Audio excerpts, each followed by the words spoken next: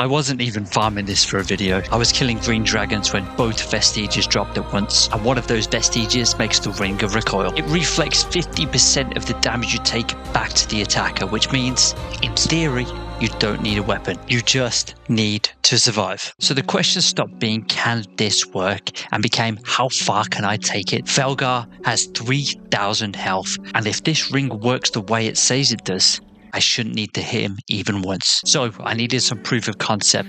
I started small. First off, a level 1 Kebbit. It worked. Then a cow, which is when I realized this wasn't going to be fast. By the time I reached goblins, it was obvious what the trade-off was. The ring does damage, but it charges interest. Every hit you take deals damage back, but you always pay more than you get. So I kept moving forward and moved on to the Garus, and they taught me so much. Because to an unarmored player, they do so much damage, and they often do attacks in quick succession. I really had to plan out the armor, the amount of damage I can take, and it definitely started becoming more strategic and told me exactly what this Velgar fight is going to be about. Health management, armor management, and a whole lot of patience. So at this point, I felt comfortable. Stay alive, drink potions, let the ring do the work. Then I decided to push it. Enter the Abyssal Demon.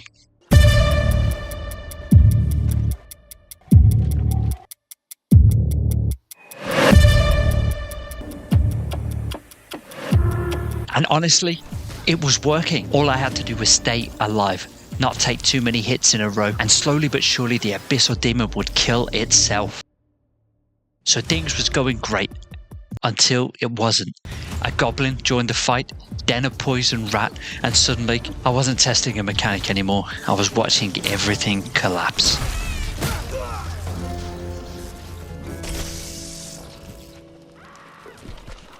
And that death really mattered because it showed me the real cost.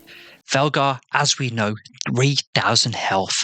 Lesser potions, they heal 70, which means even in perfect conditions, I need around 100 potions. That's assuming no waste, no poison, no mistakes. So I made 200. So confidence high, bag full of potions and gear, headed over to Velgar's tower with the challenge horn, ready for this monumental task.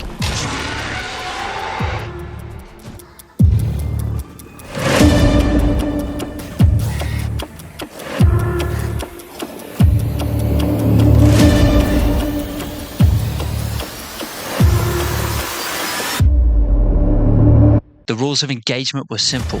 Stand close, get hit, drink, repeat. Every quarter health, Velgar is going to fly up, poison the arena, and then come back down. I need to avoid that poison to avoid taking too much damage. And the fight was going fine. The plan was working. And then I noticed something I completely forgot. This is a survival game. I didn't bring water. Oh my god.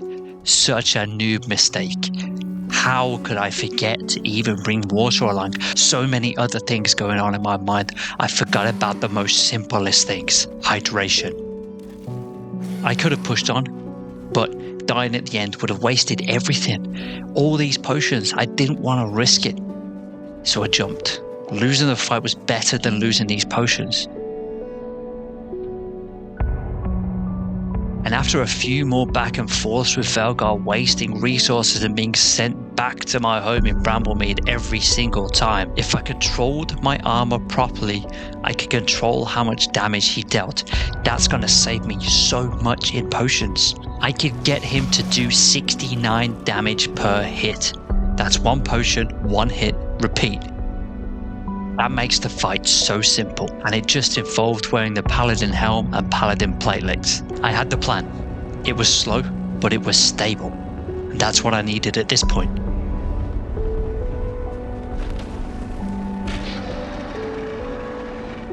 So I knew what I had to do. I had to keep on trying. And then it happened.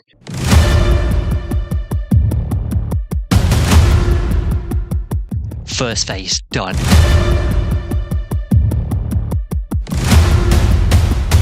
Second phase done.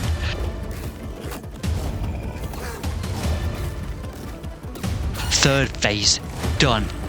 We're on to the fourth phase. I made it to the final phase. I'm shaking.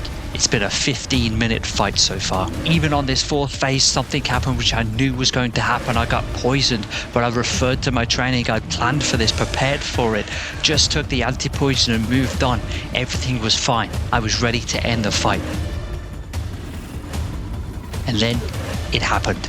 Fourth phase, almost done. I can see the light at the end of the tunnel. Velgar reared up, slammed down, shockwaves under my feet.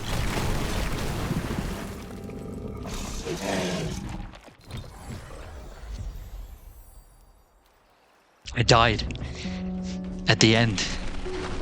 So close. So much time making potions. So much time on the fight just to get to this point of fail again. I'm about to give up. So I decided to go on a test run. I'm going to take my fallen hoplite and a steel sword. I'm going to get to the fourth phase again and see if I can recreate it and find out why that mechanic happened and killed me in such a devastating way. So I needed to understand what went wrong. I went back in, fully geared. Sword, armor, no risk. And that's when I confirmed it. The shockwave only triggers if you stand too far back, which meant that death wasn't bad luck, it was positioning.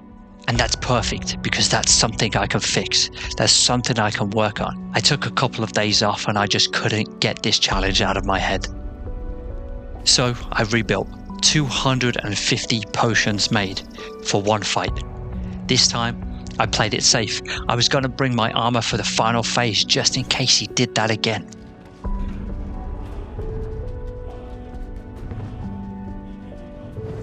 No rushing, no greed, just execution.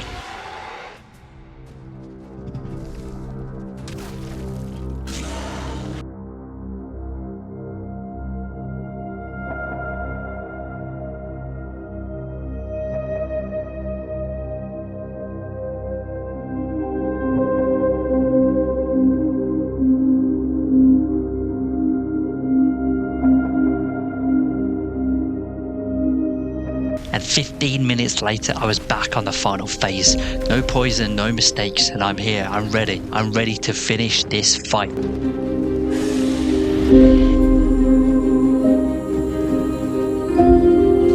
The problem wearing the hoplite was it was just too slow.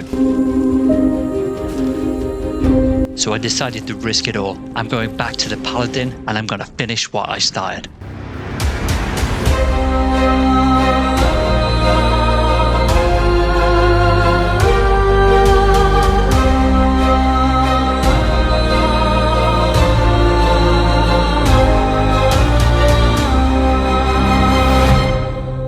As the dragon's health dwindled further and further down, my palms got sweatier and sweatier. All this work, hours, days put into this moment. And then, after 17 minutes, 150 potions, Velgar died without me swinging once.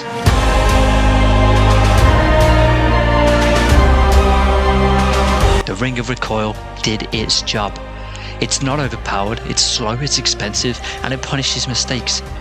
But if you respect the system, it works. I was victorious. I was relieved, but I do have a problem. Because if this works on Velgar, I can't pretend I'm not thinking about Imaru.